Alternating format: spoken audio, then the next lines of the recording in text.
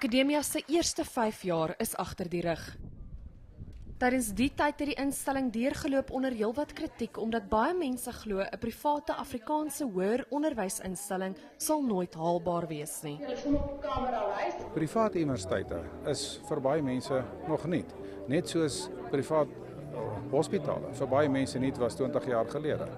Maar in die res van die wêreld is dit 'n baie algemene verskynsel. Private universiteite in Amerika maak die meerderheid van die universiteite uit. In Afrika gaan die private universiteitswese gaan binne 5 jaar die openbare universiteite verby. Na 2020 hoop Akademia om te groei tot 2000 studente en wil hy ook instellings bystaan wat onderrig gee in ander inheemse tale. Ons is nie net besig met die praktyk nie, want hoër onderwys gaan juist daaroor dat jy die praktyk en die teorie bymekaar moet jy ook besig hou met die hoe pas jy in die groter geheel van dinge in. Maar ons is ons het ons handelswetenskappe sterk uitgebrei. Ons bied reeds 2 BCom grade in bestuursrekeningkunde. Dit is gereed om vir CIMA akkreditasie sowel as ondernemingsbestuur aan.